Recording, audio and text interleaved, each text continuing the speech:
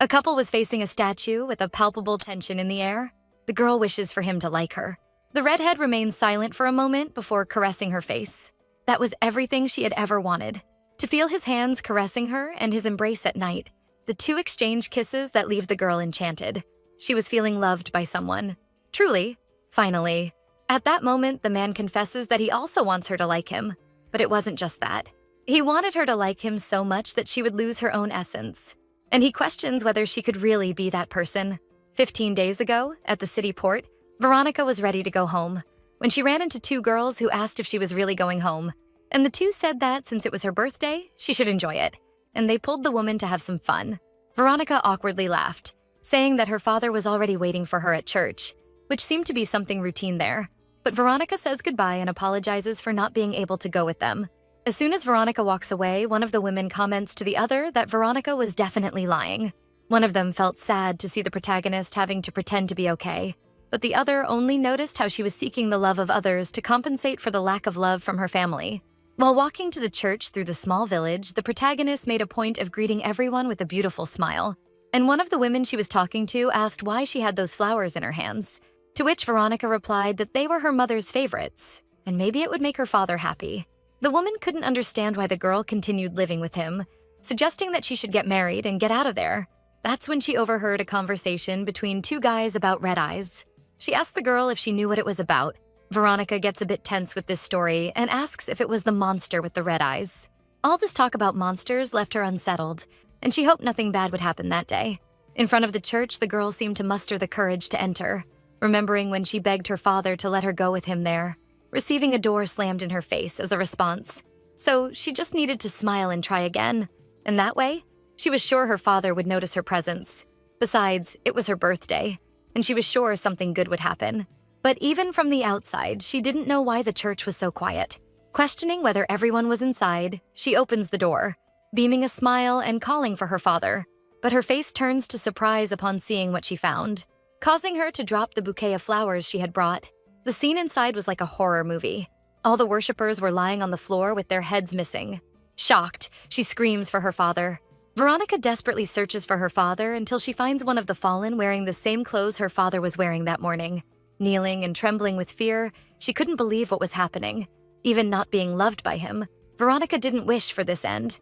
That's when she felt a touch on her back from something that was nowhere near human. As she turned around, she found a giant creature that looked like a gargoyle. Scared, she starts to stutter while trying to speak. Looking at the red-eyed monster's Bahamut, the creature crouched down and began to approach her slowly, until it touched her chin. Sometime later, still in the church, a man seeing the woman on the floor wonders if she is a survivor? While Veronica opens her eyes, which now are no longer black but red, just like Bahamut's. Veronica, still somewhat unconscious, sees as if she were outside. She wonders why everyone is looking at her. In a moment of delirium and neediness, for a second, she thinks that maybe everyone finally loves her. But that only lasted until she heard a scream and saw people running away from her as if fearing for their own lives. Not understanding, she approaches a boy who fell while running, begging him not to leave. But the boy turns in horror towards her, screaming for the monster to stay away from him. But Veronica was confused. Monster? What do you mean, monster? The reality is that she now had the eyes of the gargoyle that attacked her. That's when she awoke from what seemed to have been just a dream. Her body felt strange and as if it were much hotter than normal. Her vision blurry. She coughs, feeling her throat tighten with thirst. An uncontrollable thirst. Upon seeing the red marks on the ground, her mouth fills with water. Convinced that it was water, she begins to approach as if she were hypnotized. She tries to reach the small puddle, but is stopped when someone pulls her hair. It was the same redhead as before, saying that he knew she had been corrupted. Veronica, trying to break free, asks who that man is. The man, looking at Veronica's desperation to reach the red puddle, asks her if she really wanted to drink that thing on the ground. Without waiting for an answer, he explains to her that it will not quench her thirst. As Veronica continues to struggle, trying to break free, he continues explaining that she would either die of thirst or her head would explode. Either way, the end would be the same. And he asks if Veronica really would like to stay alive, which catches her attention. The mysterious guy asks if she really would like to continue living, even if it meant spending her entire life going through the trials of hell. Noticing her silence, he insists on the question, explaining that if she wanted to rest forever, he could do that for her in a painless way. That question about whether she wanted to live or not echoed in the girl's head. She remembers when her mother passed away and had to hear the rumors about how she drained her mother's life. The children were also very cruel, saying that Veronica's father said she should die every day, and as if they were in her place, they preferred that instead. When she finally opens her mouth, she says that she has never wanted to die in her life. For a moment, it is possible to see pity in the man's eyes. He releases her hair. While crying, she for the first time says that she really wants to live. The redhead looks at her seriously, saying that if that was the case, it was fine, and he gives her a gentle scratch on the back of her neck. Congratulating her for being reborn as a monster, he leans closer to her face, kissing her. Wow, do we have a record here? A kiss in the second chapter. Just how I like it. The protagonist thinks about how refreshing those lips were. So refreshing that they quenched her thirst, which made her question if the man in front of her was actually a god who came to save. She was confused, and asks what he had done to her exactly. Then, calling her a monster, the man explains that he saved her, but she should listen carefully to what he had to say, as they didn't have much time. While putting his cloak on her, he explains that she had been corrupted by a monster named Bahamut. Those who were corrupted normally died unless they received divine power. Veronica is confused by what the man is saying, until she looks to the side and sees her father again, remembering why she was there in the first place. Despair returns, and she calls for her father, but the guy tells her to stop thinking about nonsense, and states that from then on she should only do what he commanded. Outside, they could hear the shouting of citizens pleading for mercy, as they were not criminals, while other people were telling them to be quiet until everything was confirmed. Among them was the vice commander of the Order of the Holy Knights, Philip Wittelsbach.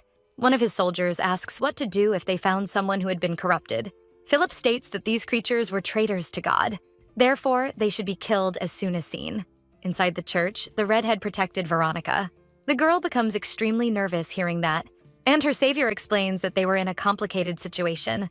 Suddenly, he picks her up in his arms. She screams, asking what he was doing, and the redhead explains that for now, she should just close her eyes and stay quiet, unless she wanted to be caught by those guys. The army subordinate tells Philip that there were no more survivors in that area, and asks if he wanted him to search inside the church. But before he could respond, the redhead shouts that there were no survivors there either. Smiling, he says that Philip rushed in his search. Dismissing the guard, Philip comments that it had been a while since he last saw Leon. The redhead asks who those tied-up people were, and the commander says they were survivors from the city. They were heading towards confirmation of the inspection to see if they had been corrupted or not, and the redhead looks at that seriously. Leon comments that those who were corrupted had red eyes like Bahamut. Hearing that, Veronica panics but tries not to say anything. Leon sighs, questioning why he passed the vice commander position to Philip. Irritated by the provocation, Philip responds that the position was never passed to him, but received with honor, as Leon never had the right to be commander.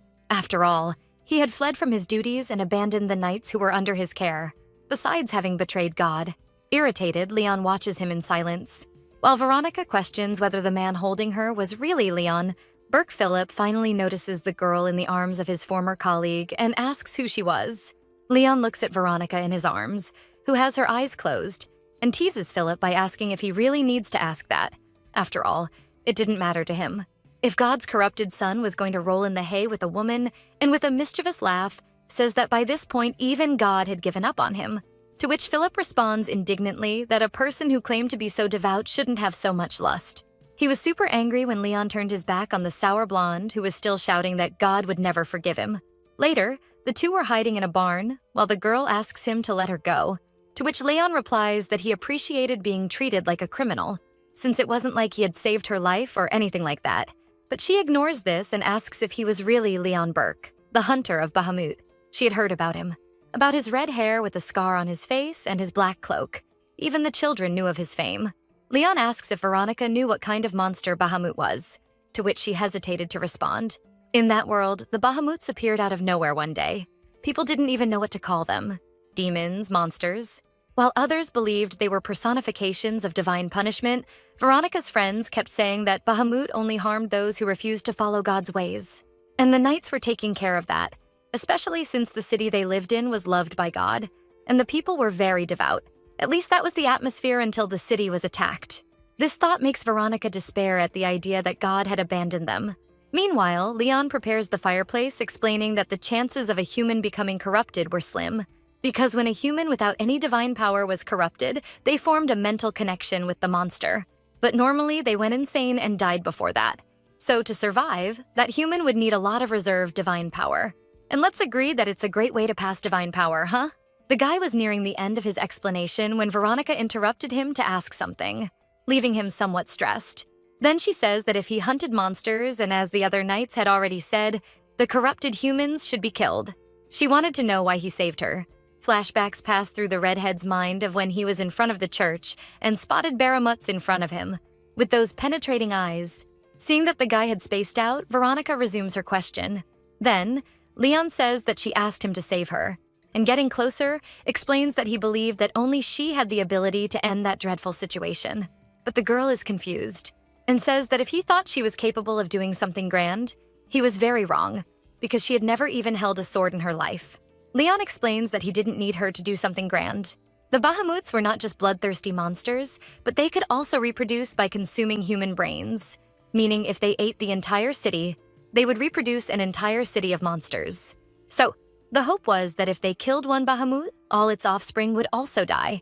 He explains that this, of course, was just a hypothesis, right? But he wanted to know if all the monsters that existed there could have originated from just one. Thus, following this line of thought, if they found the original, they could end it. But Veronica didn't understand her relation to the whole situation. And Leon explains that she mentioned she had heard of Bahamut before, so he wanted to know what these monsters looked like. The protagonist, who had always heard that the monster had no head and had a single red eye in its chest. It's then that she realizes that the Bahamut she saw in the church shouldn't have a head, much less 2 eyes. She gets nervous, commenting that the creature she saw definitely had a head and 2 eyes. And Leon agrees, stating that he believed she saw the original Bahamut. And if his hypothesis was correct, she would be the only human connected to him. That's why what he wanted from her was simple. He wanted them to stay close and share any visions she had, so she wouldn't even need to use a sword. Veronica recaps, asking if he wanted to use her as a tool, because if that were the case, he wouldn't need her, just her eyes. And the guy is ironic, saying that she was smarter than she seemed, leaving her irritated. The protagonist asks what proof he had, that she had been corrupted by the original monster. And how would she know he was telling her the truth? After all, he didn't have the best reputation within the kingdom. Leon Burke was known for being a prestigious knight, a prodigy who received the sacred sword while still young. However, one day he broke everyone's trust, betraying all his companions in one of the worst battles the knights had ever seen. They called him various names. She knew she wouldn't achieve anything good by associating with that man. Therefore, she refused to go with him, saying that she was grateful for having saved her life, but she would not follow a stranger. It was then that she felt her heart falter, falling to the ground in front of her. While Leon watched her in silence, he apologizes for not mentioning it before, that she had no choice. According to him, either the girl followed him or her head would probably explode with that corruption, so she only had those 2 options. He smiles, saying he could give her proof, if she wanted, clearly making her tense. It is when he pulls out his sword, and the girl continuously begs him to wait and have mercy, but it is too late when he leaves a wound on her neck. Leon asks if she wanted more proof that without him, her fate was already sealed. Desperate, the girl screams that the boy should protect the weak, not kidnap and threaten people. He pulls her chin closer, asking what more she would need to understand one very simple thing. She was no longer an ordinary weak and defenseless girl. Now she was the creature thirsty for blood and flesh. Approaching the protagonist, Leon remembers that she said she wanted to live, while the girl cried, thinking that he was her savior. She tells him to go to hell, to which he responds that he would gladly go, before kissing her intensely.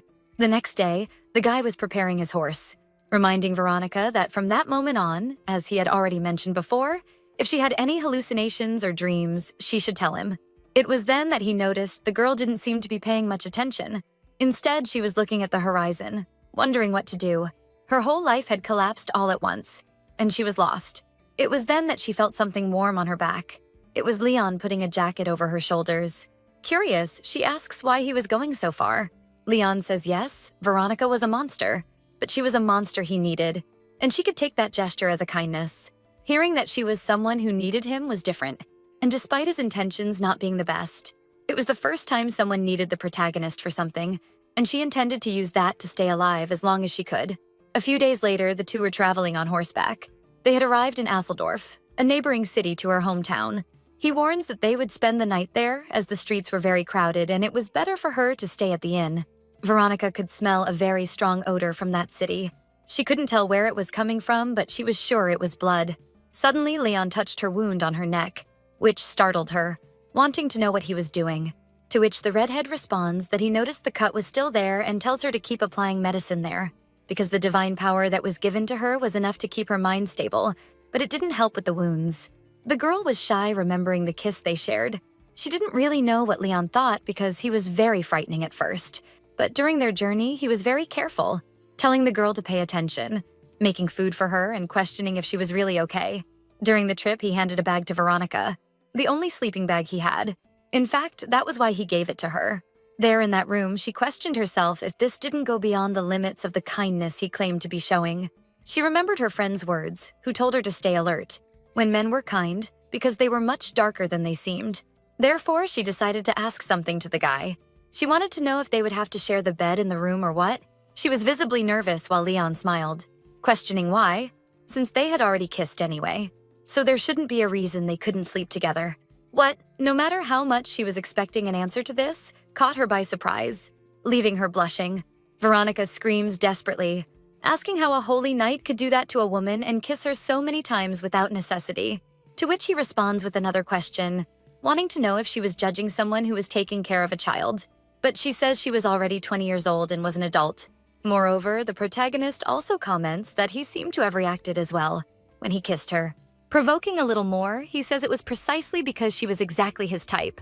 Diverting from the embarrassment, Veronica comments that she didn't know that the Holy Knights had preferences in women, which explains that half of those guys from the holy city of Carta broke their vow of celibacy. What Veronica says she doesn't believe because it's disgusting on their part, and Leon teases her, saying he agrees with her because they really are vulgar and dirty. Anyway, he gets up saying he would take a little round in the area and tells her to take a shower and rest, leaving her alone there, thinking about how strange the guy was. During the night, they were both sleeping when Veronica started to move. In her dream, she was facing a lit city made of gold and wondered where this place was. But that was certainly not what she wanted. When she looked to the side, she found a human, just like her, calling for help and calling her a monster. Seeing his situation, the girl started to salivate, feeling that it was delicious. Before lunging at the guy to devour him, she wakes up startled. How is it possible she did that to someone? Disturbed, she wonders if it was real or just a dream. However, for some reason, it seemed that it wasn't enough. While staring at Leon, she thought she needed more. She just needed a little more. When she climbed on him, ready to attack, she was looking for the perfect spot. Looking at him like a true psychopath, she approaches. But before she does anything, she realizes what she was doing, denying that she was a monster. The girl trembled all over with her conflicting feelings. That's when Leon gets up and kisses her. He lets her go, asking if a man couldn't rest in peace there. While crying, the protagonist explains that her heart was hurting a lot, which catches Leon off guard. Veronica says that for the first time she really felt like Bahamut, talking about her dream and how the night at her feet looked delicious, and that's why she attacked him. Seeing the girl in tears, Leon explains that that wasn't her, saying that the woman in front of him hadn't done anything wrong. His words remind her of her father, saying it was all her fault and that her mother died because of her. She remembered how she had to hold back because every time she cried, her father told her to stop pretending to be a defenseless creature. Now there was a man in front of her saying she could let it all go and cry as much as she wanted.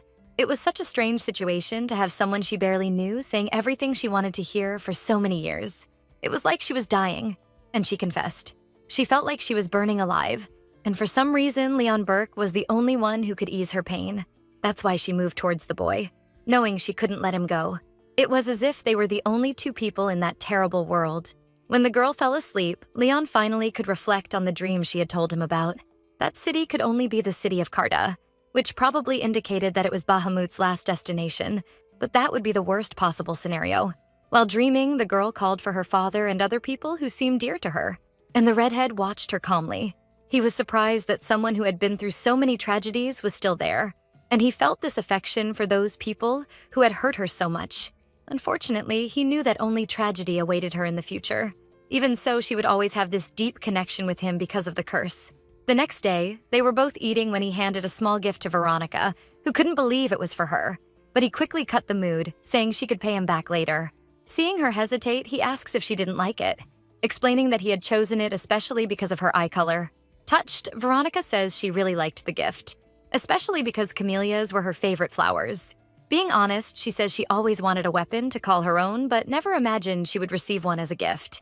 Changing the subject, Leon notices that the girl had put medicine on the wound on her neck, but he says she should spread a little more or it wouldn't work. Awkwardly, the protagonist asks if the boy next to her had any idea that he left her quite confused from time to time. Asking that if he was going to be grumpy, he should keep it up, because she wasn't used to receiving so much kindness, so she got confused easily. If he decided to be mean to her, then let him do it, because this constant change was leaving her more confused. Noticing that Leon was laughing at her comment, she questions what was so funny, which he tries to disguise, while other people in the inn commented on how cute they were, believing they were a couple. Leon asks her to stop being angry and go back to eating, because she must have been quite hungry, considering last night the protagonist feels embarrassed and says she wouldn't talk to him if he continued with that attitude. However, her stomach growls, breaking the mood, making things even more awkward. Leon explains that that breakfast was prepared just for her, and he would be honored if she accepted at least one bite. Veronica looks at the man seriously before taking the piece of meat in her hand. Leon watched the girl attentively, thinking it would be good if she had some affection for him. After all, winning her favor might make her easier to handle, since people in love are blind to everything else. The protagonist explored the inn until something caught her attention. It was a photograph of a woman with the flowers she loved so much. A girl speaks from behind Veronica, saying she reminded her of the girl in the photo. The lady says that was her daughter, who had recently married and moved to the city of Carta. She also comments that she had heard that she was now a grandmother, but since they lived far away, she hadn't been able to meet her grandchildren yet. Despite the distance being hard, she was happy for her daughter. Her words leave Veronica emotional, saying that the lady must love her daughter very much. Moving to a delicate subject, the lady asks if the man accompanying the protagonist was her husband, and if they were running away to be together, given the amount of luggage. Anyway, the kind woman caresses Veronica's hair, asking her not to go too far, and to think about how her parents would miss her. The words hit Veronica deeply, which makes the lady ask if everything was okay, since the girl was crying. Changing the focus, she explains that she missed her mother. Being comforted by the lady, Veronica was already in tears when Leon arrived with his usual expression. Then the lady quickly pulls him, leaving the protagonist curious and asks them to hold hands that way. Veronica stammers, saying he wasn't her husband, but before she can finish the sentence, Leon grabs her hand, surprising her as if it were a form of support, and the two stare at each other for a moment. The lady continues with her tasks, telling the protagonist not to cry anymore. While still holding Veronica's hand, Leon jokes that now they were married and asks how much longer they would stay there holding hands.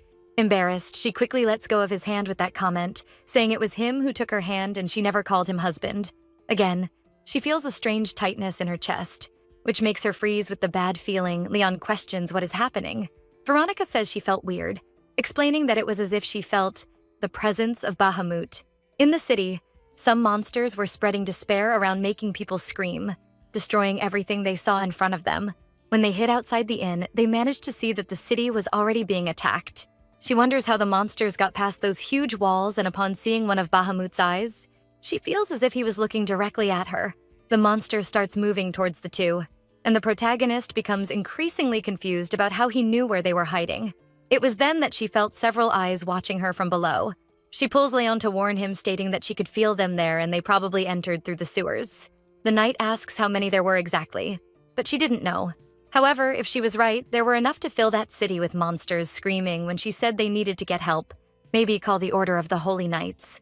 She remembers what happened in her city, and that it might not be good for the knights to go there, since they treated everyone as corrupted after the attack. She was confused because that was the only way to save the city they were in and trying to calm down. Since they managed to leave her city unnoticed, maybe they could do it again. Leon asks if she thought the knights did nothing all day, just waiting for a call. They wouldn't come quickly enough just because of that. Still, the protagonist, seeing all those monsters, says they couldn't just wait, so the city would have to solve its own problem. Veronica pulls him, questioning if he could do that. Save that place. Leon looks at her seriously before answering that they should look for a hiding place. Heading towards the monsters, the protagonist stared at him, leaving with concern if he would be okay. He was Leon Burke after all, and there was no reason to worry. Many soldiers were in despair, doing nothing while Leon was already tired from fighting so much. Some soldiers shouted nearby, telling to protect the gates. It was then that Leon realized that this battle was not going to work out. Meanwhile, Veronica was directing the common citizens to a safer place. It was when they pulled her by the collar of her dress. It was Leon with a serious expression. The The protagonist asked what he was doing since they needed to evacuate the people, but all he said was that she should grab her belongings. The girl even tried to question him. Leon explained that the bridge over there would be raised soon, and the citizens had no idea how the monsters were really getting in. Anyway, the army there wouldn't be enough, so they had to escape quickly to avoid the same fate as everyone in that city. Thus, Veronica questioned whether he was planning to leave everyone behind. But all the redhead said was that they couldn't save everyone. They could only make choices. And at that moment, he chose to save her. Since he believed that saving her life was better than saving Beowyn and Aseldorf, Veronica couldn't swallow that, questioning how they could abandon all those people. However, Leon said she should obey him unconditionally. With a cold expression, he asked if he hadn't been clear enough. Quickly, the protagonist grabbed all her belongings at the inn, and she was taking them down the stairs. It was when she accidentally slipped, falling to the ground. She felt her heel pulsing with pain. Even so, she tried to compose herself. Remembering that Leon was on guard outside alone at that moment, she needed to be strong. After all, it was she who chose to stay alive. So she continued on despite the pain, remembering that. Upon reaching the exit door, several men were staring at her, asking if she was leaving, and confronting her, saying she was out of her mind if she thought it was a good choice. So the girl explained that someone was waiting for her outside and they didn't need to worry. Soon they realized she was with the man outside, and they knew he was the famous Leon Burke. And one of the citizens shouted not to let the girl leave, as judging by the bag she was carrying, they were planning to leave the city behind. A murmur formed about how the Holy Knights were abandoning them, and how that wasn't fair, as they always paid their tithes. It was when she encountered the lady who had seen her in the hallway earlier. She was desperate and pleaded for them to wait at least until they repaired the barrier that protected the city, as she was worried about Veronica, explaining that as soon as the wall was functioning properly, they would be safe. Her words made Veronica remember the citizens of the city that had been destroyed before this one, but she said that the city was not safe, leaving everyone confused. Veronica explained that the monsters hadn't come from outside the city through the wall. They were emerging from underground. So, strengthening the walls wouldn't help anyone. But she shouted louder, saying it was already done and they had to get out of there. A bearded man said they couldn't leave that house based solely on the girl's information, because leaving a safe place would be madness and they wouldn't stop her. But they trusted in the safety of the walls. Veronica even tried to counter, but it was better not to waste any more time on that. And before leaving, she just said that everyone has the power to choose their own destiny. The lady said goodbye, asking the protagonist to be careful, especially for the sake of her parents. Smiling, the protagonist thanked her for her kindness and said she was truly grateful for their hospitality. As soon as she left the inn, Leon was already waiting for her with the horse, urging her to hurry. He took her hand to help her mount the horse. Quickly, the two set off.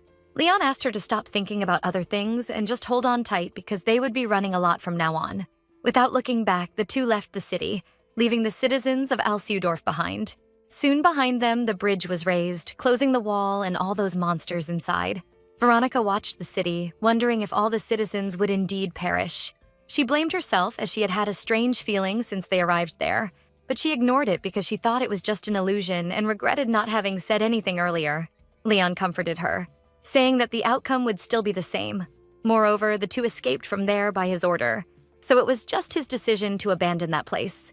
At that moment, the protagonist understood why Leon insisted that she should obey his orders.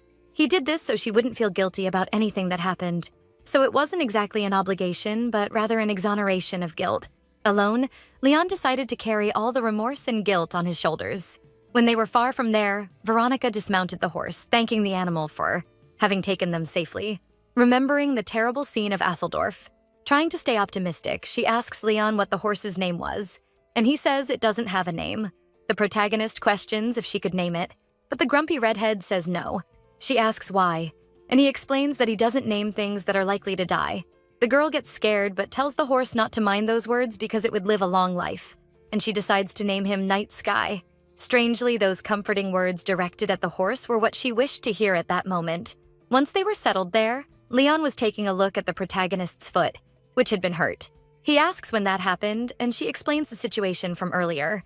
Veronica observes his movements as he makes a sort of snowpack to put on the injury. He comments that he believes it isn't broken, but still, she shouldn't move it too much for now. Veronica, moved, thanks him and says it's the first time someone has done something like that for her. Since childhood, she has always been very clumsy, but she always ended up having to deal with the consequences herself. She starts to say that maybe this is like, but she gets embarrassed and changes the subject. Asking if he wasn't cold, she offers to return his cloak, but Leon says it's not necessary, and that they would have to sleep close together anyway to warm each other's bodies and not freeze during the night. It felt strange to be so close to him after everything. She brings up the topic, asking what she should do if she wakes up in the middle of the night again. Nervous, the protagonist explains that she would feel bad if he lost a night's sleep because of her again. However, he simply says that she probably wouldn't wake up this time. This makes Veronica curious and asks how he knows that. He explains that it's because he would take care of it before they sleep. Then he takes the opportunity and kisses her again. I'm starting to suspect that he's taking more advantage of this situation than anything else, but that's okay, because we like it. Lately, she felt an immense desire that she couldn't control to be so close to the guy like that. She believed it was the result of Bahamut's desires and the hunger she needed to satisfy. Even though she made a point of repressing that feeling, this man, who was superior to others, constantly placed his delicious divine power on her. Deep down, it made her desire him more and more, almost as if she wanted to devour him and have him all to herself. The desire was so strong that her thought was that if she couldn't have him, she would prefer to be buried by this man's hands. Indeed, she felt like an uncontrollable animal. As soon as Leon pulls away, Veronica asks for a little more. While looking at her expression, he asks if she has always looked like that. Maybe it was the eyes. But Leon concludes that maybe he was just attracted to that woman. For him, it was natural that any man wouldn't be able to resist. And he also thought he needed to work hard to repress his own desires regarding Veronica. We will never know what that horse witnessed that night. The next day, the protagonist was irritated, asking if Leon had gone crazy. But Leon was sure they had to reach the sacred city of Carta as quickly as possible. After all, in her last vision, everything indicated that Bahamut's target was the place. If the city were attacked, there would be no one to save the continent from that abomination. Veronica agrees, but she thinks it's crazy for them to try to cross the sacred plains like that, especially since he is a holy knight. She asserts that he knows as well as she does that the sacred plains are a blessed land that houses the great temple, and that everyone says that those who step there without permission are punished by God. According to the redhead, they didn't have much time, and it didn't matter if the land was blessed or cursed. They had to cross it. The girl tries to argue, but again he imposes his will, saying that she should do exactly what he says, and that she didn't need to hear her opinions. Upset, Veronica sits in a corner waiting for him to finish the preparations and thinks that he didn't need to be so rude to her, since she was only worried about him. She knew there was no salvation for a corrupted human, but he was a knight. After finishing arranging things, Leon goes to meet her, extending his hand to call her to leave. Sulking, the girl stands up, saying that she could do it alone, but soon trips over her own foot and barely avoids falling to the ground, being held by the guy, who says that if she needed a hug, she could just say so. This makes her extremely nervous, and she quickly steps away. The protagonist remembers that she shouldn't be confusing her like that, since not long ago he had been rude, and now he was acting this way. He ends by asking what he expects from her. The redhead looks at her with a cold expression that we already know will lead to something bad. Getting closer and repeating his question, "What do I want?" He warns that he has already said several times that he wanted, taking the protagonist's hand. He asks her to stop running away from him. After all, regardless of what happened, he wouldn't let her go. They could cross the sacred land or go straight to hell. Until they managed to capture the monster, he wouldn't leave her behind. Since to end that tide of evil, he needed her. Then he asks if she is still angry. He notices how red she is. And I'm starting to worry about this male lead. He is being manipulative with her and sometimes is genuinely falling in love. This won't end well. The guy comments that her heartbeat was very fast. She pulls his hand, saying that if it was just for that reason that he insisted on her, he should keep acting like a jerk, affirming that it was unfair. As he approached, she really thought he was very unfair, since as a knight, he gave everything to God. And in the end, he hadn't even asked her name all this time, which made her feel more and more suffocated. But she changes the subject, saying that they should leave soon. She just wanted the guy to stop saying he needed her because no one could leave him after hearing something like that. Near the horse, she urges Leon, thinking that she was letting her worth be determined by other people. A few days later, they had arrived at the sacred plains, or at least close to it. That's when Veronica realized that there was already someone there, and she points out to Leon the camp that was nearby. Suddenly, someone shouts for them to stop, which makes the protagonist hide in Leon's arms. The armed men threaten them, saying that if they took one more step, they wouldn't leave the two alive. The guy orders them to identify themselves, and Leon introduces himself as a former guard of Aseldorf, saying that they are traveling to Carta, he and his wife. The man quickly smiles, saying that it was a great coincidence. Sitting around the campfire, they were already laughing, as if they were good friends. The guy who seems to be the leader of the group explains that they were wondering how they would cross the sacred plains to reach Carta as well, and finally introduces himself as a group of merchants, saying that his name was Volund. While Leon introduces himself as a former guard of Aseldorf, he introduces himself as Noah Burke. His last name indicated that he probably had an unknown origin. Then Volund asks if he was an orphan or a bastard, but Leon denies it. While they talked, Veronica was shivering from the cold. A man nearby, noticing this, offers her a drink with a bit of alcohol to help warm her up. She was already thanking him when Leon stopped her, grabbing the protagonist, saying that his wife didn't drink, and leaving all the guys there feeling awkward. Volund soon bursts out laughing, saying that this guy is head over heels for his wife. The blonde explains that the city of his origin commonly offered a drink to guests, and he wanted her to at least take a sip to be respectful. Leon says he was familiar with this custom and knew that one person could represent an entire family, so he would drink on behalf of his wife as well, being embraced by Volund, who calls him jealous. But Leon explains that they were newlyweds. That's why he acted this way. However, Veronica knew that there was nothing jealous coming from him. It wasn't long before they retired to their tents. Leon's head hurt, and he knew they had put something in that damn drink. Meanwhile, he watched Veronica sleeping peacefully, wondering what they should do.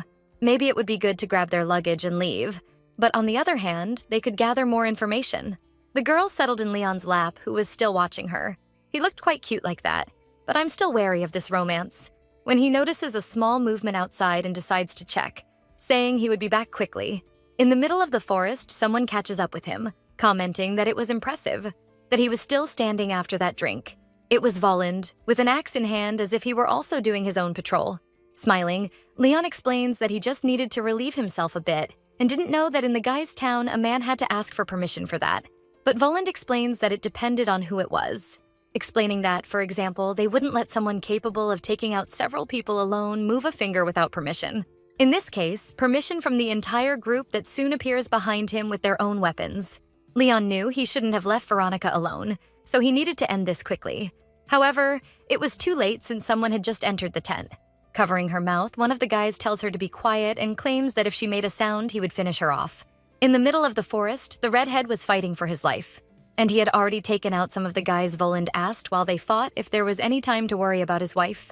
But he smiled, saying it was hard to put his wife to sleep, so it was his men who should have taken care of waking her up, and then he hits the guy from inside the tent. The blonde asks Veronica if the man outside was Leon Burke. After all, he had all the traits of the story, and he couldn't believe that this guy had brought a woman to that place, which only showed that the Holy Knights were all crazy. Commenting that his hometown had been destroyed by the Bahamut, yet these guys were completely oblivious to the world. The guy comments that the citizens of that village said they didn't need to worry, because God would protect them while they hid all the information about those monsters. Pressing Veronica to the ground, he says it was time for the two of them to have some fun, commenting that it wasn't his fault that that lunatic Burke brought an ideal woman for him, making Veronica cry with his movements. But the girl tried to calm down, knowing that Leon wouldn't abandon her so easily. But it would already be too late by the time he arrived. That's why she pulls out her gift, tired of waiting for this salvation. And then she drives the blade into the blonde. In fact, when Leon arrives at the tent, it would have already been too late if it weren't for Veronica, who is sitting huddled while the blonde is lying on the ground. As soon as she sees Leon, she asks if he knew from the beginning that those guys weren't just random merchants. Leon prefers not to answer, and she explains that normally merchants hired mercenaries for protection instead of using weapons themselves. Finally, she asks if it was because of the chaos that the world had been in lately that people like them appeared. But Leon explains that people don't change so easily. She was surprised by the answer.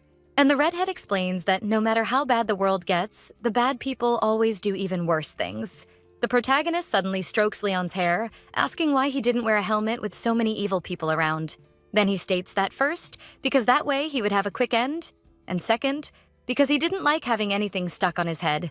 Jokingly, he asks her to tell him what the correct reason was, and she, shocked, says that the two of them didn't make sense.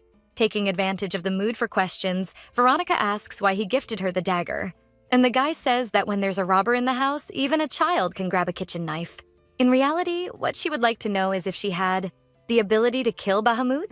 After all, she wasn't completely oblivious, since when she took out the blonde who was on top of her, she felt a change in the atmosphere. Perhaps after being corrupted, she had gained some power she didn't know about. Because if that was the case for giving her that dagger because of this ability, She would like to learn how to use it properly. Since she wanted to become stronger, Leon thinks that the bird that broke the egg wasn't a dodo bird that gave up its wings, but a hawk capable of facing the harsh winter. Realizing the reason he always thought she resembled something? Even so, that didn't mean she was mentally prepared. Since someone who isn't shaken by seeing someone like that in front of them is a person who lacks something. A person with a defect in some of their emotional skills, Leon stands up, saying that since they had nothing to lose, he could try to teach her. Before leaving, he says that she shouldn't complain if the time came and she thought she wasn't ready, because he didn't like those who gave up halfway. But the ironic one asks him not to worry, because she was tougher than she looked. During her training, she dragged the blade, thinking it would have been heavier. Then Leon says that if she doesn't find it heavy, she should do everything while carrying the sword, even take a shower and sleep. But the girl retorts that he should teach her how to use it. Especially if she was in danger, Leon comments that she wouldn't be able to do anything with the blade. To which she responds that it wasn't that heavy. When he tells her to keep carrying it, it irritates her. In fact, she continued carrying it until she tried to strike at the air, generating an unusual wind, which caught Leon's attention. She asks if he saw that, because she felt as if she had actually cut the air in half, but she thought it was all very amazing.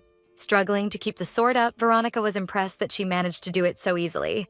So she kept trying, but nothing else happened, a bit disappointed, as she hadn't really felt anything the first time.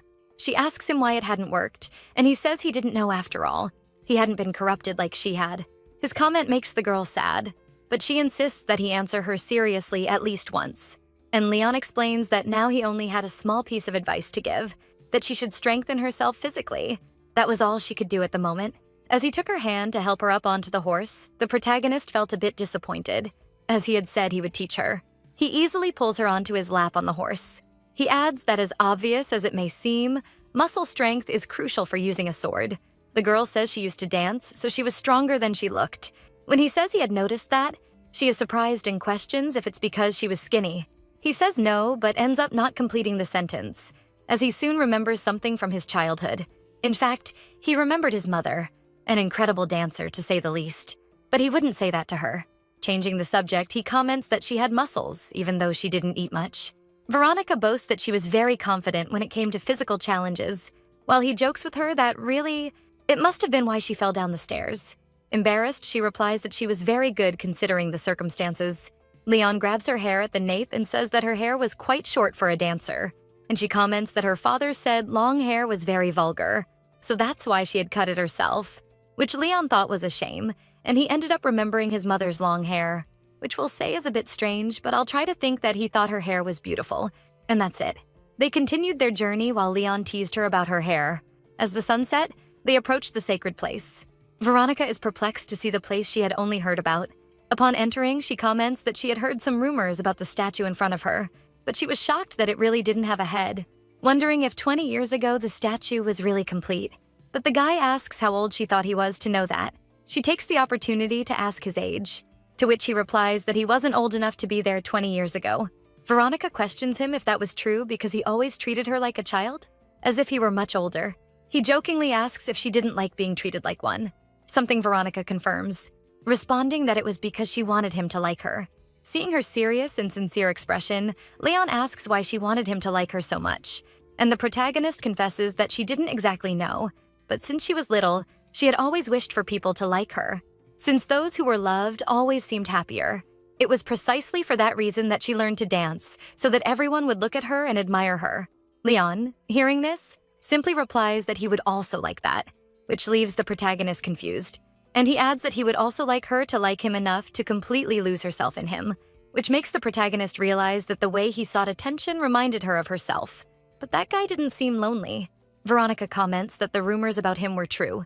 While holding his face, Leon asks which rumors she is referring to, about him abandoning his comrades on the battlefield or abandoning God to become obsessed with women. The girl pushes him away, saying that she had heard rumors about him having a bastard child somewhere. Turning his back to her, Leon says he had no intention of being with a woman.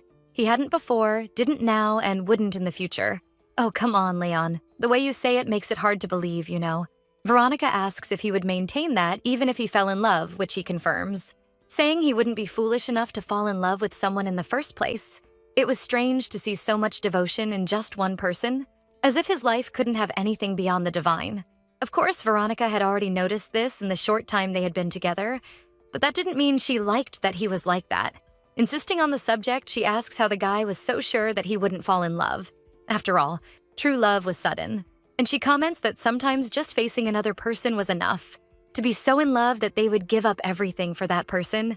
Some even became desperate just to find true love. So he shouldn't say that he is so sure. Changing her expression, the girl says that there were many things to happen in his life. He takes her arm while replying that an overwhelming passion consumes everything in an instant. Pulls her close. That's why some people, even looking into another's eyes like that, pretend not to notice and let the love of their life pass by. Since it's better this way than to lose everything they have already conquered. Veronica is surprised by his sudden movement and his words. The guy asks her to rest while he goes to get the things. Outside, Leon did not feel well at all, and he remembered when he heard a speech from one of his superiors about how God placed his expectations on humanity and chose some specific humans to receive divine power. And that's why when someone with that power spent too much time in the plains, that power was gradually drained, probably trying to return to its own origins. Leon felt he was at his limit. It was then that he heard someone calling him vice commander. Looking over, he saw some ghosts. It was as if his colleagues he had abandoned were right there beside him. On the front line a year ago, the men were desperately shouting for the vice commander, as they needed to retreat, saying they needed to return to Carta. But Leon didn't respond and just walked towards him with a vacant look. His sword suddenly began to shine, and all the other knights went on high alert, until one of them shouted for everyone to duck and protect themselves, as the sword was out of control. However, they couldn't be quick enough, and only a huge flash was able to eliminate everyone around him in an instant. Kneeling on the ground, Leon couldn't believe what had happened. There were many rumors that the object consumed the divine power of the other sacred knights who were with him. But even so, Leon was unable to stop the monster. People questioned why he didn't follow orders and return to the city, commenting that he must have lost his mind. His vision was blurry, and memories were confused with what was happening when Veronica was calling his name, asking if he was okay. The young man gazes deeply at her, not knowing what to say. When he regained his consciousness, the protagonist was worried, wanting to know if he was really okay. Placing her hand on the young man's forehead, she noticed he was burning with fever, and she asks how long he had been feeling this way, lamenting not having noticed the strangeness of the guy since they arrived. Leon staggers and rests his head on Veronica, saying that he just needed to rest a little, that he would be able to get better. Even feeling unwell, he couldn't help but notice how easy it was to provoke these reactions in her, which he ended up not being able to resist. As he begins to doze off, he wonders how it would be if he had met her when he was still a knight. He would probably tease her until she cried, and when that happened, he would apologize and find a way to make her smile, or something like that, so they could be together. But under the current circumstances, it was better not to expect that kind of thing.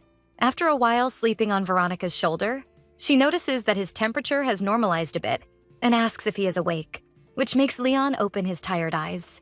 She comments that she was thinking there, how he looked like a cat. The chatty girl comments that he did whatever he wanted and had a terrible temper, but even so, when he got close to her, she couldn't send him away. He gives a little chuckle, commenting that he had never been called a cat before. She makes a point of clarifying that it was a compliment and that she really liked cats. In fact, when she was younger, a stray cat would follow her in front of her house, and she would feed it sometimes because she couldn't take it in. Until one day, the creature entered her house and she realized she wouldn't be able to control such a free creature. Leon asks if she gave a name to the kitten, to which she replies that of course she did. He says that then the blame was hers, because the moment she named the cat, he believed it was a house cat. This reminds her of the talk about him not naming the horse earlier. Veronica says that now she understands, while she thinks sadly that maybe that's why he hasn't asked her name until today. Seeing that she became disheartened, Leon pulls her closer, with the excuse that it was cold and so they should stay close. He knew she was so innocent that she accepted the kindness without hesitation. When the main Bahamut was killed, all who came from it ended up dying too. Since the corrupted humans were also part of the descendants of Bahamut, as soon as the original was killed, her life would end too. Like a camellia flower falling whole from the branch, in full bloom, unaware of its impending death. The two ended up sleeping in that place. While Veronica began to have the visions again in her dream, she was in a completely frozen place and found something resembling a mushroom that she had never seen before, but she didn't really know where she was or where she was going. It was then that she saw something frightening. Gradually, the white ground was consumed by red bubbles, and as they burst, creatures were born. Several Bahamuts appeared like that on the mountain looking in her direction. It was then that she woke up with a scream and shortness of breath. Desperate, She searched for Leon, who was still sleeping, but that aroma of a human beside her was irresistible. She felt somewhat humiliated for being so attached to him, and every time she had those visions. However, to escape that pain and madness, she would do anything, and so she leaned closer to his lips. Leon woke up also not seeming to be very well in that place, asking if she had had another vision. This made Veronica hesitate for a moment, embarrassed by her actions. He stretched his arms and pulled her close, saying that everything would be all right. The protagonist could only feel the guilt of desiring one of God's children inside the Great Temple, and while kissing Leon, she wondered if the devil had really corrupted her soul. Did I mention that I love this way of diminishing the curse? But I'm afraid of the direction the story is going, but let's continue. With the dawn of the day, the two were talking about the mushroom she said she had seen, and the guy explains that it only grew in the mountains surrounding the city of Carta. Veronica asks if it was possible for the monsters to have come close and not attacked until now, but she realizes that she might know the answer. It was the sacred city, a city protected by the divine power of the knights for thousands of years. The oracle was clear in saying that the city would remain at peace forever, without even a drop of blood being shed on the ground. Then Leon explains that even if the world ended, that city would not fall because it was God's promise. With that, Veronica takes the opportunity to ask if he really believed that God existed. He says he is sure that he exists. Smiling, the protagonist comments that her answer was expected from God's children, and that it would be strange if he denied it since he had divine power. The girl still asks how Leon knew he had that power, because it must have been nice to live a life of salvation from the beginning. According to her, the guy beside her must have received a lot of attention and affection while growing up. However, Leon only responds that it was when he regained the vision in his eye that it was early. He comments that he had been completely blind in one eye and suddenly, one night, he could see again. When he was a child, the woman who claimed to be his mother cut his eye with a knife, because according to her, he needed to look more like God. Veronica interrupts the story, outraged that someone would do that to their own child. If she wanted a face that resembled God, she should have done that to herself. The guy stands up, shrugging, suggesting that maybe she didn't want to go blind because she was already blind with love. In reality, she just wanted the attention of his biological father, and thought that a holy knight would care for a child who resembled God. This remark makes Veronica remember the conversation they had about most knights not maintaining celibacy, and maybe at that moment, that's why he said he also felt repulsed by the vulgar knights. The protagonist questions if at least his mother got what she wanted in the end, but Leon asks her to analyze the situation herself, asking what she thinks happened after that. According to the guy, as his mother wanted, his biological father became interested in him. Of course, in reality, he was not interested in him as his son, but in his power and decided to take him. Veronica says she couldn't understand. Leon asks if it was about his biological mother. She says no.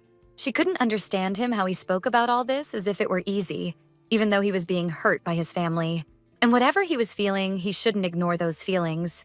Of course, ignoring them would give a sense of temporary relief, but in the future, it would only lead to two consequences.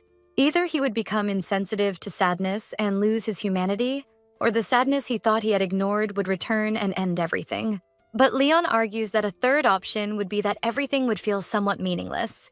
And for him, everything was like that, dull and meaningless. Strangely funny that in the past, as a child, he had to deal with many things that a child shouldn't, just to get a bit of love from his mother. But now, he couldn't even remember the face of the woman who raised him. At 7, he began serving the knights in the Pope's palace. At 13, he became a squire. And when he knelt before the Pope, he was only 19. He truly believed he was a child of the divine. The emotions that Veronica referred to were not simply ignored from her chest. They had simply passed. Noticing the girl's gaze, he asks why it seemed like she was about to cry. Veronica said she wasn't crying. She just had a terrible habit of tearing up. However, it was very obvious that she was trying to hold back her tears, and Leon points that out. The protagonist explains that it's because she cried a lot when she was a child. She would run around screaming and kicking the air, and Leon asks why she changed, to which she replies that she didn't know. But in reality, it was because of the times her father told her to stop with those fake tears and to stop trying to appear like a fragile creature. She jokes, saying that only the noisy cicadas could be caught. The girl continues explaining that the tears she had to swallow remained inside her and eventually overflowed and reached her eyes. And one day she would have no other choice but to cry forever. Just as if the boy continued pretending he wasn't sad, he would have no other choice but to sink into depression. To him, that made sense. Facing the man in front of her made her remember someone who could cut their own arm to stop an infection. That was probably the real Leon Burke. So, in a subtle act, the girl asks if she can cry for him by touching his face. For a moment of compassion, Leon holds her hand without saying anything, and soon after, he leans in, his lips pressed violently against hers as if to devour all the sympathy she had for him. The violent yet gentle heat of the moment made her forget for a moment that all of this was done merely out of necessity. Changing the subject, he says, they shouldn't waste their precious divine power. Yet still leaning in, he makes a gesture as if to kiss her. But he kisses Veronica's neck, feeling something warm in his body as if it would take his breath away. Murmuring in her neck, he says a few phrases in a language Veronica doesn't understand, questioning himself how he, who had made a pact with his eyes, could desire a woman like her. Perhaps it had been a premonition of what was to come. Some time passed until the two arrived in the city present in the girl's vision. However, outside, one of the gatekeepers stated that the entrance to the city was temporarily closed for security reasons, asking everyone to calm down as they would open the gates again as soon as the situation was resolved. Leon, showing a golden ring, says he would like to sell this ring to get through. The jewel bore the insignia of the Order of the Sacred Knights. Upon noticing the symbol, the guard was shocked, and examining the man more closely, he noticed the sacred sword, while Leon said he needed to deliver something to His Holiness, asking to be allowed to cross the gates. For some reason that worked perfectly. Making small talk with the knight escorting them, Leon says he hadn't seen him in a long time, calling him by name, Oscar Burke. In fact, he used to be Lewis's squire about 5 years ago. With a rather unfriendly air, Oscar says he didn't expect Leon to remember him because he claims he became an official knight 4 years ago. The two stare at each other with immense tension. Addressing Veronica, Oscar says he will take her to the papal palace, but she clings to Leon, asking if they weren't already there. And the boy says the palace was behind the cathedral, but Leon would meet her after the audience with the Pope Leon. Without even looking at the protagonist, releases his arm from her hands and walks away, leaving her with Oscar. She calls out to him, but without saying his name, which he ignores, and Veronica feels anxious, as she didn't know how she could call him in that place. Oscar tells the girl to follow him. While walking in the other direction, she thinks that the next time they see each other, they should agree on how she could call him inside the palace. The Pope says that Leon returned much earlier than he thought he would, and Julia says it hasn't been long since he received his letter about finding a corrupted person. My God, I can't believe Leon delivered her to the church. Oh no, I don't like this kneeling. The knight says that a day after sending the message, the city of Aseldorf was invaded, and he had to leave immediately. Shocking the Pope, he couldn't believe that Leon dared to cross the sacred plains, giving a sermon to the young man for breaking many rules since he disowned his battalion. Speaking in the sacred tongue, Leon says, "Father, I have sinned against paradise, and before you, I am no longer worthy to be called your son." However, he still says that his second son had returned to the holy city. Even so, the man receives him with hostility, asking if he expected a celebration banquet, or what Leon says he would prefer a banquet where they killed Bahamut instead of a bull. The Pope questions what he means by that. He explains that the woman he brought had a vision of Bahamut in the mountains around, indicating that they were multiplying in the Brassen Mountains to attack Carta. The information surprises the Pope. Leon explains that the girl also foresaw the invasion of Aseldorf, so they should check the mountains immediately. Philip, who was with him, tells the Pope that half of the knights were sent to the city of Belwyn and had not yet returned, so for now, it was impossible to go to the mountains. But Leon argues that God promised eternal peace to the city where they were. Even so, the blonde insists that the number of monsters was only growing and that it would end the city. Before Philip could finish his sentence, Leon interrupts him, asking if he had ever considered that God sent that woman precisely to ensure that the city would not fall. The Pope ponders for a moment and asks if that is why Leon had breathed life into Bahamut's daughter, warning that the use of divine power for healing was forbidden precisely to prevent the knights from falling into the trap of pleasure and lust. But Leon says he only did what was necessary. The Pope approaches, questioning what Leon said. Just like the Pope, I also suspect the use of words here. Necessary, right? The Pope questions if it was necessary, would Leon sacrifice the girl on the altar? Meanwhile, the girl arrives in her room and questions if she would really stay there. Since there were many rooms in the palace, and instead of placing her in one of them, she was locked in the basement. At the same time, she hears screams and people begging to be spared.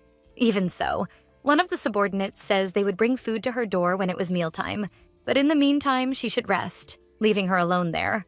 As night fell, Leon was being followed by Oscar, who chattered that the purpose of that expedition was to find traces of Bahamut, as some knights had disappeared in recent days, and they needed to take a look at the areas they were patrolling.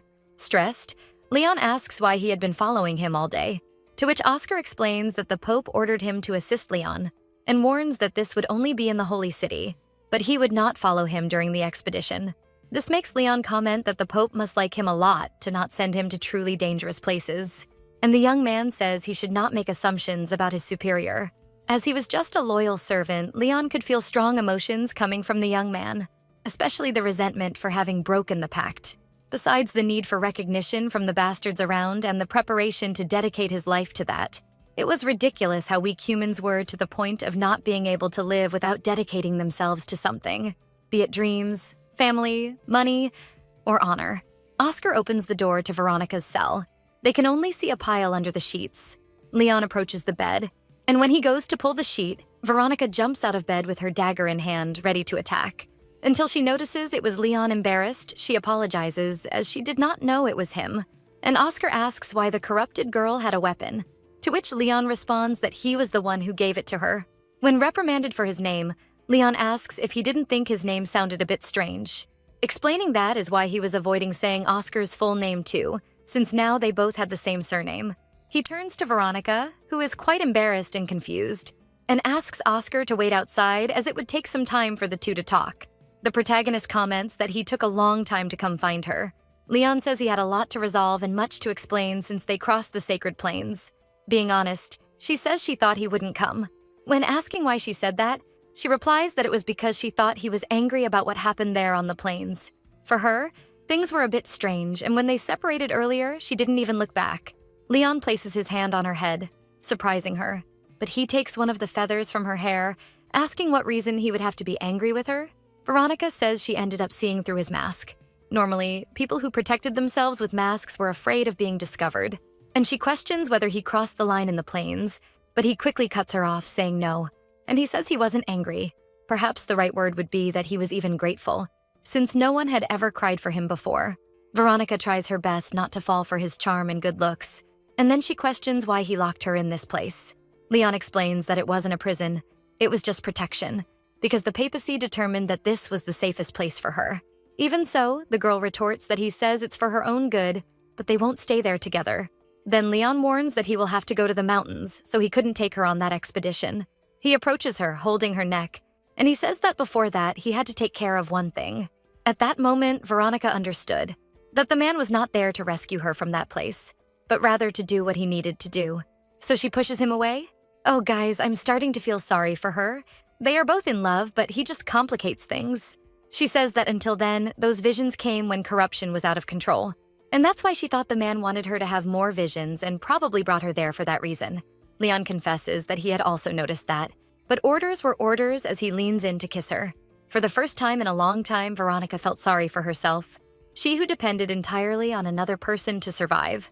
Because of that, she couldn't even refuse the kiss, even knowing that for him it was just an order that had to be fulfilled. But she knew that when that moment ended, she would be alone again. Leon turns to leave, but Veronica grabs his arm before he can pull away, thinking she would fall into deep loneliness as soon as that ended. And with pain in her voice, she asks him not to go, not to leave her, and she asks if they couldn't just stay together for that day. While looking at her, Leon thinks that he had heard some scholars say that time passed differently in the plains. So perhaps they had spent decades together, growing closer as they tried to warm up in each other's heat. Or perhaps that time together had never happened, and he was just letting himself be carried away again. Seeing that she wouldn't give in, Leon comments that the bed was too small for both of them, to which Veronica replies that they didn't need to sleep together, just to be with her during the day. In reality, she just didn't want him to abandon her in that place. Leon tries to comfort her, saying that he wasn't abandoning her, but at the same time he remembers the conversation he had with the Pope, when he asked about perhaps having to sacrifice the girl on the altar. To which he simply replied that the Pope should do what he thought was right. He strokes Veronica's hair, assuring her that next time he would take her with him. But until then, she had to stay there. The protagonist knew they were just lies, but even if they were lies, they were kind, which made her even more irritated. Even with this back and forth, the girl concludes that he would leave her alone that day, so she grabs the wine they had there and spills it on Leon's clothes, pretending it was just an accident and that he would have to find other clothes. And for that, he would have to soak those in sleep, to wait for them to dry. She hands him a cloth to clean himself while smiling. Leon, noticing the hostility in her words, says that in fact, she was the one who was angry with him. After taking a shower, Leon remembers Veronica's words in the plains. It was surprising how this woman managed to touch his most vulnerable point and break down that whole world he had painfully built to protect the boy who trembled with fear. And perhaps he had known from the beginning that he would feel something in his heart for her, but he was being consumed by guilt and betrayal, as if he were about to suffocate at any moment. I'll be honest, I got confused at this part. Was he suffering from pain or pleasure? I'll leave that moment to your imagination. Inside the bathroom, Leon knew he was completely lost. While Veronica waited for him outside, sitting at the table. Already dressed, the girl asks if before going out on the expedition, he could teach her to use the sword, because she didn't have much time to wait for her to get strong enough. But before she finished her sentence, Leon stands up, telling her to grab the sword he was carrying. With the girl in position, the former knight explains that the grip wasn't fixed and depended on how she intended to use the blade, and then he gives some more technical explanations that leave Veronica quite confused, and confesses that listening to his explanations still left her somewhat lost on what to do. So he holds her from behind and tries to explain more practically, explaining that the front part should face the enemy, while the back part should face her, and raises his hand explaining that he would only use the front part for enemies that were distant. Making the movement to teach her, he adds that if Bahamut was right in front of her, it didn't matter which side of the sword, she just had to aim for his heart. Leon lets go of Veronica, telling her to try to do it on her own. After trying on her own, she is amazed by her skill, asking Leon what he thought of her abilities. He just stared at her while admiring her beauty. In this windowless place where she couldn't even tell if it was day or night, with the fire in the fireplace crackling to the sound of the sword cutting through the air, and the girl confesses that it was more fun than it seemed.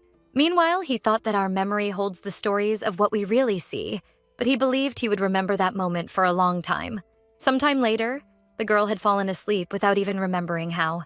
And upon waking, she realized that Leon had left without even saying goodbye, until she hears someone say that if she tried to refuse to eat, she would be punished. It was Oscar saying that even if she had to force herself, she had to eat something, and she says she wasn't refusing, as she had just woken up. But the guy says that the people who were taking care of her didn't know that Veronica asks if he was sent there to fight with her. Oscar explains that he was there protecting her at Leon's request, and with the Pope's approval. Then the girl jabs at him, asking if even someone imprisoned needed a guard. Approaching Oscar, she says that since they would see each other for a while, she should introduce herself, saying she was Veronica Schwarzwald. Not accepting the handshake, he makes a small bow saying his name was Oscar Burke. She excitedly asks the knight to take a look at her stance with the sword, explaining that she learned how to hold the sword the day before, so she still felt a bit awkward. This catches Oscar by surprise. He questions if Leon taught her the knight's stances, to which Veronica replies that it was just the basics. Unconvinced, he doesn't understand why she learned this being a woman who didn't even believe in God. Offended, Veronica says that she was indeed a woman, but she did believe in God, saying that she always went to church with her father, but couldn't finish speaking, as Oscar interrupts, asserting that she was not faithful to God because someone with faith would not carry those eyes. True believers were not corrupted by madness, asserting that she was nothing more than a monster who sold her faith to the devil. And he makes a point of saying that if it weren't for Leon, she would have to face the Inquisition.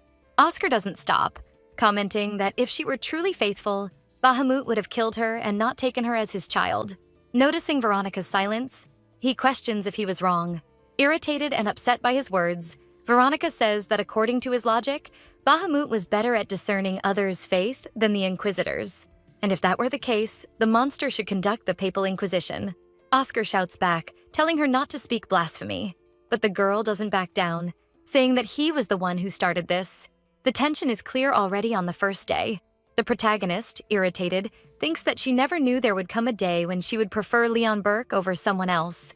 A few days later, she was already getting bored of being there, and she couldn't stand seeing Oscar's face anymore, honestly. And upon simply making eye contact, the two were still irritated by the warm-ups from a few days ago. However, Veronica was determined to change that, since there was no way around it and she needed to coexist with him there. Before she could do anything, someone knocks on the door of the room. It was the Pope, and his commander Mecklenburg. Veronica knew that name very well. All the children grew up hearing stories about how he rescued princesses and did incredible things, of course. They didn't know how much of the tales were true, but the man became a knight at 15 years old, and was a legend at 50. She bows to reverence him, but the guy tells her to get up looking at him. Something becomes more than clear. She remembers Leon's words about his mother wanting his father's attention, and there he was right in front of her. He was clearly Leon's father, giving only a quick glance at Veronica. He confirms with the Pope that the girl had been corrupted, but was different from the others. The Pope explains that they were informed that the girl was corrupted by the first existing Bahamut, and he asks if she had any different traits, but the guy couldn't identify any. No other being managed to maintain sanity like she did, but it was probably the result of the divine power that sustained her. When asked about the girl's age, she replies that she was 20 years old. The Pope suggests that the girl's mother probably went to the sacred plains while she was still pregnant. This surprises the girl. The Pope asks if she knew what kind of people could be corrupted, to which the girl responds that they had said only people without faith. But the Pope explains that it wasn't quite like that, because in recent years they had seen many corrupted people, and one of them was a pope, a priest, who had a devotion that surprised even the papacy, and an elderly lady with dementia who only lived on prayers. However, they noticed that all the corrupted had one thing in common, which made her very curious. Meanwhile, Leon was in the mountains on his expedition. He couldn't help but remember Veronica, pleading for him not to go, and her tearful face, which reminded him of when he was a child, pleading for his mother to do the same, running after her like a fool, convinced that women meant nothing to him, still trying to convince himself that she was just a person who needed to die to save 400 million lives. In fact, if their paths hadn't crossed, he would have already left. And if he continued to fear hurting her, he wouldn't have done even half of what he did. Back in the girl's room, she was becoming increasingly confused about the common trait among the corrupted. Then the Pope resumes the story about how 20 years ago they found the statue inside the Great Headless Temple. The first to see it were pilgrims who visited the plains in the summer, including the Pope himself, who was among them, and his memory of that day was very vivid. The Pope stopped receiving divine prophecies the moment that statue lost its head, as if God had died. All that talk was very strange. Why would Veronica's mother have embarked on a pilgrimage while she was pregnant? The Pope asks if she now understood why he had come to meet her. He wanted to know why those who saw the statue before everyone else were spared. He wanted to open their heads and read their thoughts, but the corrupted always died very quickly before they could say anything. It was then that our girl realized that the guy was afraid of becoming corrupted someday. Leon's father approaches the girl quickly, as if he had planned everything they would do upon entering the room, and he grabs her by the neck, which makes Veronica ask what was happening. Suddenly, the divine power that Leon had left in reserve with her starts to flow through the guy's hands. She didn't even know that this power could be stolen, but she didn't want to become a monster, and that's why she fought. She remembered when she first met Leon, and he asked if the girl would like to continue living even if it meant going through hell, but she didn't want to lose her consciousness. And even Oscar asked them to wait, but Leon's father doesn't listen, until he knocks the girl to the ground, telling the Pope to step back, everyone anxiously waiting to see what would happen to her now that she was without divine power. The thirst in her mouth returned, but as if possessed, she begins to say, "A small sword will be taken, and using the sacred sword, Bahamut will destroy Carta." Oscar wonders if this would be a prophecy. She continues saying that prayers and cries would not be heard or seen by God, because even he lost his face. Then the girl passes out, leaving everyone perplexed by what they had just seen and heard. The Pope is extremely indignant, shouting for the guys to do something. They should lock this cursed girl in the torture chamber for not being of any help. When Veronica wakes up, she is already in different clothes and locked up. She didn't even know how she was alive after being without Leon's divine power. The door opens, and Leon's father and Oscar realize that she is still alive. He says he already knew she saw things when she wasn't under divine blessing, so he needed to know all the visions she had since they locked her in there. With his silence, he asks if the protagonist was refusing to speak, and he snaps his fingers, making Oscar approach her. Veronica, confused by everything and afraid of what might happen, is left speechless. Oscar throws her against the wall and tells her to tell the commander what she saw. Veronica, indignant, says she didn't understand what they wanted from her, as even if she spoke, the visions would not set her free. She comments that Leon told her she would stay there because she would be safe. He hadn't left her in the palace to be treated that way, and probably wouldn't want to know about it when he returned. Totally ignoring her outburst, the commander asks about the prophecy she had made earlier. But even as he recounts what happened, Veronica does not remember having said that. And the guy says that even if only 3 people had heard it, it was indeed a prophecy, and anyone who was alive when the statue lost its head would recognize it. He knew there were only 2 sacred swords in the whole world, the twin swords Genesis and Apocalypse. One was with him, and the other was in the mountains with Leon. The man reveals that the sword should have already returned with its master, but that hadn't happened until then, leaving her desperate. The girl grabs him, asking if Leon was okay. Firmly, he asks again what the visions showed her. Desperate about Leon's disappearance, Veronica says the visions revealed nothing important. They are just an endless cycle devouring humans and reproducing. Before she can ask about Leon again, another soldier appears at the door. The girl insists on the subject, asking how he wouldn't send anyone after Leon even after hearing that prophecy. Because if she was right, he should be rescued immediately. But all the guy says is that apparently the girl didn't know Leon very well, because he could disappear without a trace. But he wouldn't die so easily. In fact, he was someone who would sacrifice his own companions to survive in a battle against death. Before leaving, he tells Oscar to make sure the girl would be alive when he returned. The protagonist couldn't understand how her own father was turning his back on his son.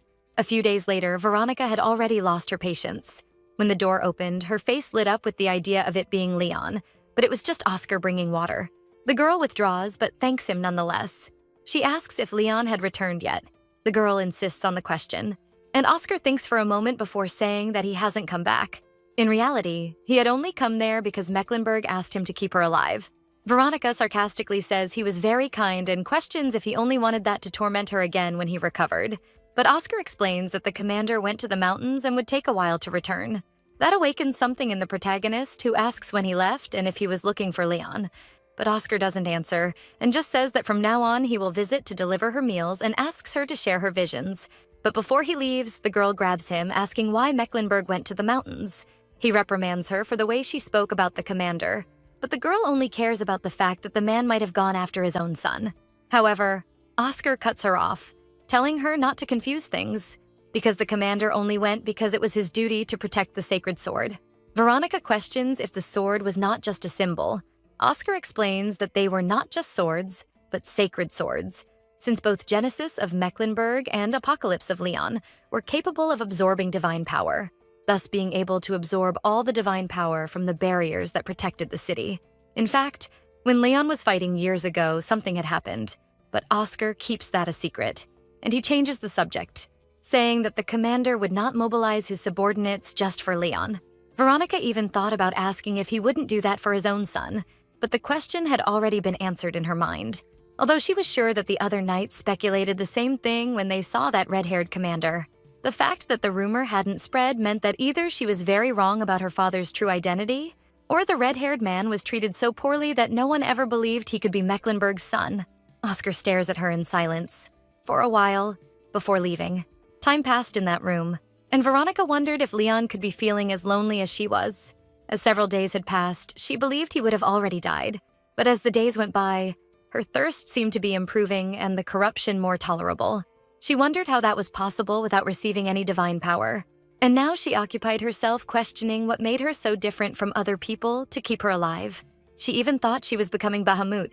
One of those nights, she woke up surrounded by the glacier in yet another illusion, surrounded by the gazes of the other monsters. The girl tries to stay strong and remember that this wasn't really happening. It was just another illusion and she needed to calm down, as she wasn't in that place, surrounded by Bahamuts. It was then that she heard the sound of a horn, wondering where it could have come from. It was the knights warning of an enemy attack, more specifically from the Bahamuts, telling everyone to stay alert and reform their positions. The monsters were fast and reached them in a leap, but their captain was quick to say that everyone should attack and that they couldn't retreat. For on that day, they would become the heroes of Carta. Among them was Leon, watching the original Bahamut, with its head intact. He pulls out the sacred sword and the monster stares at him hungrily. Desperate, Veronica screams for the monster not to attack him, and at that moment, it was as if the creature could hear her. Leon notices a slight retreat from the creature, and gets irritated thinking that the creature was trying to escape. Before he can run after the original, Leon realizes that his soldiers are being attacked.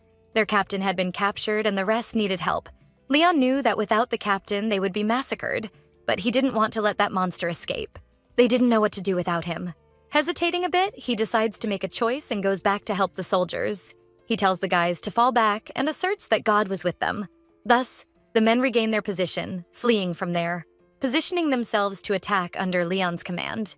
As he runs to the battle, he remembers how Veronica questioned if he could save an entire city, because he believed he could. While defeating the monsters, he says that she probably knew the reason he couldn't answer that question. After all, everyone could die because of his decision, exactly like his partners who died a year ago. From atop the mountain, the girl thanked that Leon was safe and watched the men who were perishing there. Meanwhile, she tried to accept that someone like her couldn't make a prophecy, as she was just another one corrupted by the monster. But if she really was, where was that monster in front of her going? When she was up there, she had the impression that she saw Leon's father before turning her back. And for the first time, it seemed she had seen the creature as if it were laughing at the situation. Lying on the floor of the torture room, the girl murmured not to go away. It was then that Oscar entered the room with a whip in hand. Hesitating to do something, the Pope orders him to carry out the education for her. And seeing his trembling hands, questioned if he was hesitating before God. Trying to be stronger in front of the Pope, Oscar decides to follow the order, whipping Veronica's back. With each strike, he remembered the moment he met her for the first time and how the girl introduced herself in a friendly way, even without knowing what fate awaited her. While hitting her, he tried to remember that she was nothing more than a monster who sold her faith to the devil. But for a moment, he stopped, unable to do it anymore, while Veronica, still within the illusion, could only say Leon's name, and the Pope, facing his subordinate, confused as to why he had stopped. The boy kneels, asking to be allowed to stop for now, claiming that he could cut her head off, die in battle, or anything else. But if he continued, the girl would die. The Pope looks at him with disgust, saying he was quite disappointed, and then leaves the room with Oscar there on the floor.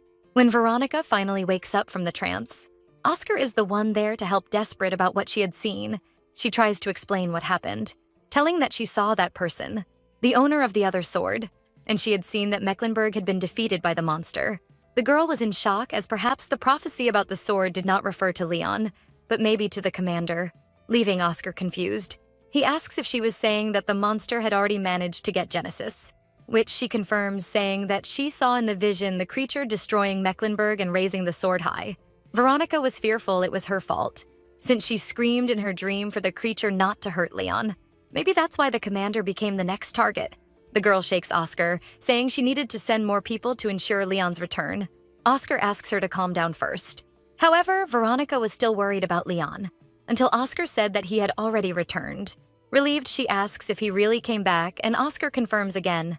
According to the boy, she had been unconscious for 3 days, and in that time, Leon returned safely with his men. Excited, Veronica asks if he had come to see her while she was unconscious, only for the man to explain that Leon did not do that, not even once, what catches her a bit by surprise, and she asks why. Meanwhile, far from the torture room, Philip is still irritated that Leon took that corrupted girl and brought her right to the heart of the sacred city under his nose. Leon tries to pretend he doesn't know what he's talking about, but Philip says he knew that the corrupted girl he handed over to the Pope was the woman he was holding in his arms in Belwyn. He gives a sermon saying that Leon should have dealt with her as soon as he found her.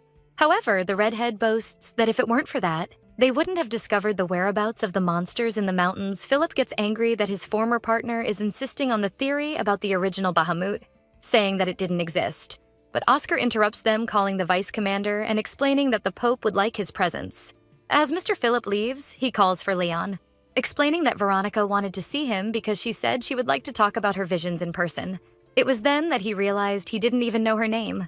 Even after so much time together, he was surprised that even in his absence, that woman remained alive, which meant that someone had given her divine power in some way.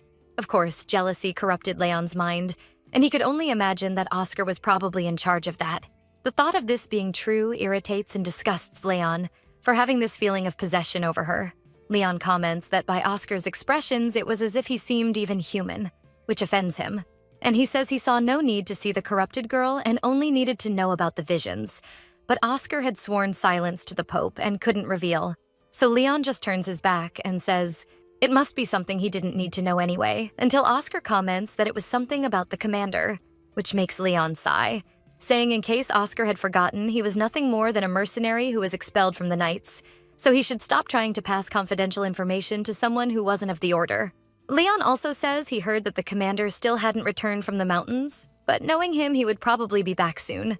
Only Oscar interrupts him before he finishes, making a point to inform that Veronica specifically asked for his presence as soon as she woke up, and takes the opportunity to find out if Leon's intentions were to ignore the poor girl. Even realizing that his heart seemed to be hurting and tight, he couldn't believe that this inexplicable feeling of possession was taking over him, which didn't make him any different from a child throwing a tantrum because someone played with his toy. Ignoring these feelings, he questions again if she really looked for him as soon as she woke up, saying that she was probably just thirsty, and that Oscar could take care of that himself, just like he had done in the past few days. Even feeling strange, Leon could only think that he just had to do as he always did. Cutting ties with people is something he has been doing all his life, and as soon as he manages to kill her presence in his heart, things will calm down again. Both for him and for her, Oscar stands there with nothing to say, just watching Leon walk away. When he returned to the torture room, he apologized to Veronica, who didn't quite understand. He explains that the wounds he had on his back were his fault, and that he had to do that while she was sleeping. Seeing that he seemed sincere in his apologies, the girl says it probably wasn't his idea, and asks why he followed orders he didn't agree with. Then the guy explains that a humble person like him couldn't question the Pope's intentions and should just follow them, but he really wondered what the right path was. The girl looks at him with pity, commenting that he had a very firm belief, just like Leon, while she was full of doubts and in reality was afraid of faith for her. This unwavering belief seemed capable of ending everything: love, conscience, and even guilt. None of these things come close to the belief of someone who believes their actions are divinely correct. A person who justified themselves by their convictions could commit atrocities without thinking twice, so she insists that she needed to talk to Leon, and says that if the boy was really sorry, he should bring him here while he stood there without having managed to bring Leon. These words echoed in his head. It was then he noticed another person coming in his direction. It was the one responsible for carrying out the executions there. He asks if there was any prisoner there that needed to be executed, as he hadn't received any orders about it. Then the man explains that the next day, there would indeed be someone to kill. Meanwhile, lying on the floor, Veronica thought she needed to find Leon, to be able to be on the same level as him and repay all the salvation he gave her, because only then would she be able to speak to him with pride, hoping that one day she could speak to him as an equal without fear. But before she could finish her thoughts, a loud noise distracted her. It was Oscar, pulling the girl's arm, telling her to get up.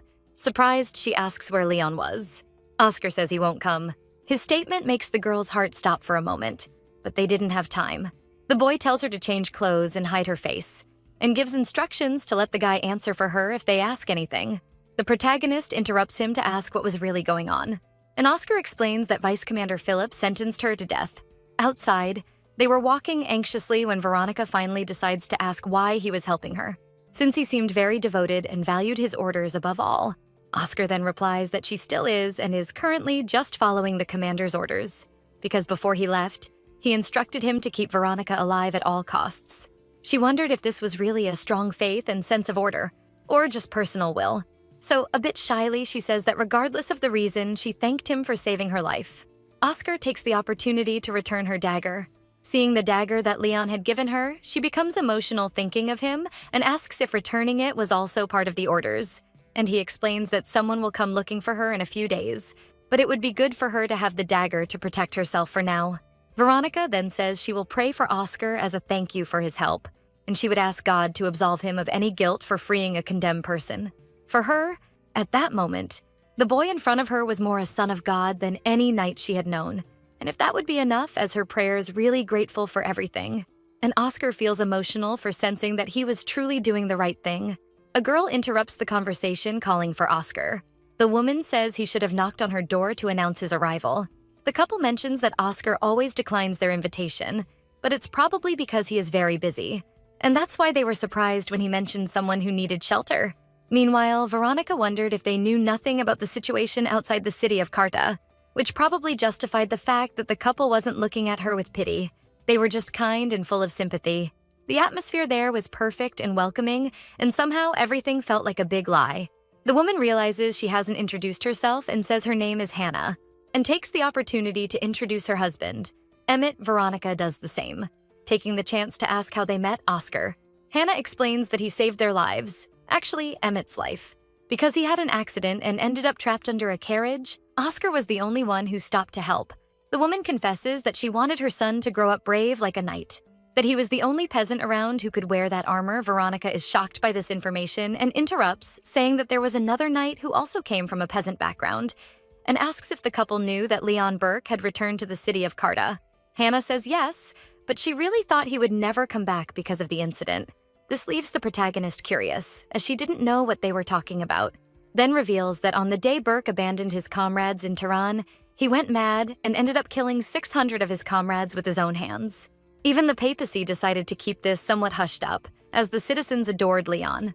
Veronica gets lost in her thoughts, remembering how she felt a loneliness very similar to his coming from Leon. Even so, he always showed himself to be strong, using that mask to hide his true feelings. And that's why she was sure she needed to stay by his side for all the good things he did for her. But she didn't know how to find him again. Until Hannah comments on what Veronica most wanted to hear, that she should be careful when going out, because Leon was staying in a cabin on the next street.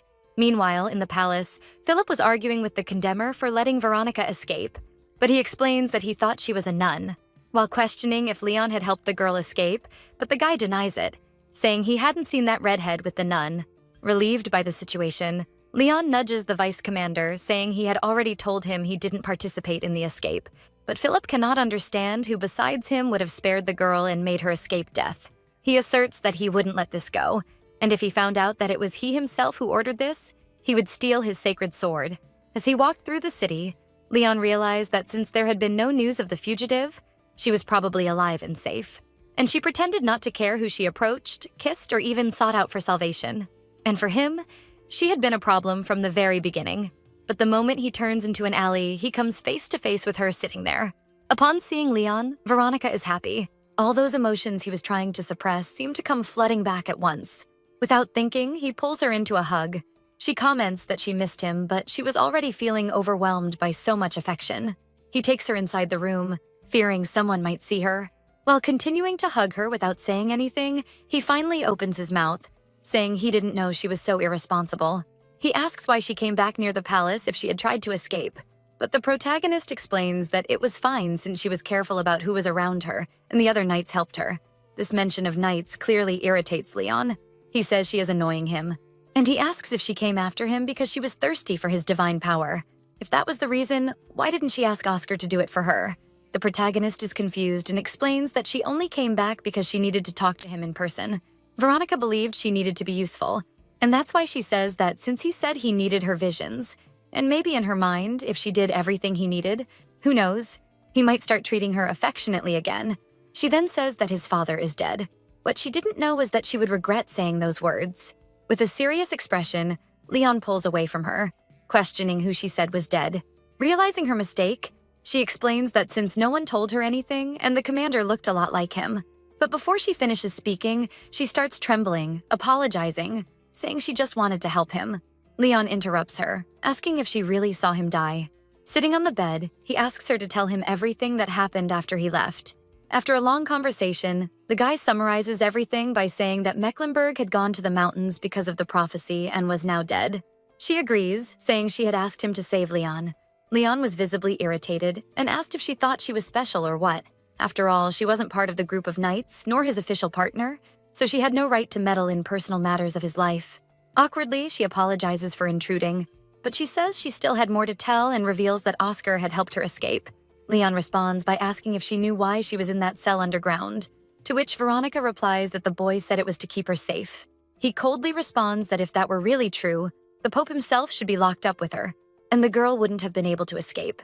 And then he says that he was the one who sold her to the Pope. Caught by surprise, she says he is lying. But Leon is determined to lay all the cards on the table and says that if it weren't true, why would he leave her alone even after returning to Carta 2 days ago? She questions why he asked her to wait then, and all that he said in the sacred plains, asking her to like him. Coldly, Leon explains that it was because all of this made her easier to control. He had finally managed to make her fall in love with him, questioning her if she really thought they were in love. Veronica cries, asking if he knew how she felt all this time. He then, without answering the question, sighs and asks her to come closer. Hesitant, she approaches anyway, staring deeply into his eyes. Then the guy pulls her arm, making her fall into his lap, saying that everyone with the slightest bit of common sense would know this, judging by the fact that she obeyed his orders even after what he said. And he reminds her that he warned her from the beginning. Tightening her back, he says that to find the creature he was looking for, he would go even further. Veronica asks him to let her go as it was hurting when he pressed on her wounds on her back. But he refuses, saying that she was the one who came to him, knowing that this was exactly what she wanted, while kissing her. While Leon kisses her, he can't help but think if she had grown fond of Oscar in the same way, desperately, with her arms tightly around his neck, thinking that she probably didn't know that the things she found dirty and vulgar were exactly those she was doing now. That sticky feeling of desire seemed like it would last forever, until he noticed Veronica's face, a tear rolling down her cheeks. Meanwhile, Veronica reflected on how she, an immature girl, had discovered that boy hurt inside, and how together they could become something. But before they could continue what they were doing, they were interrupted by a knock on the door.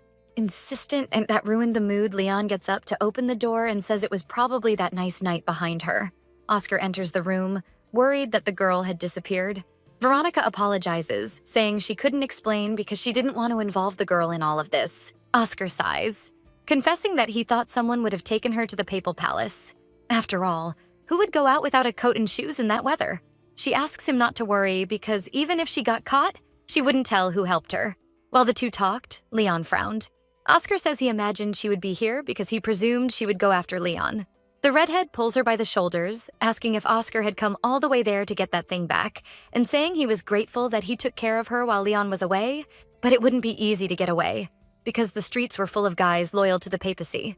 Oscar responds angrily that he shouldn't treat the girl like an object.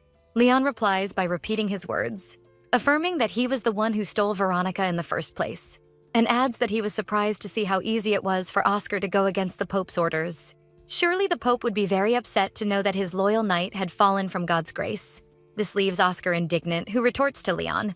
But Veronica interrupts the two, asking them to stop. She confirms that she is fine, so he can leave.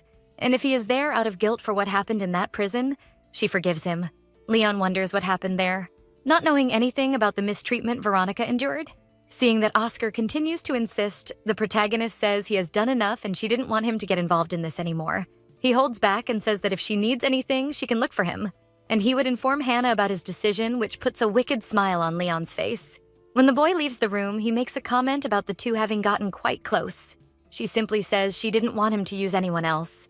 Irritated with his crazy jealousy, he throws her onto the bed and moves closer to her, staring.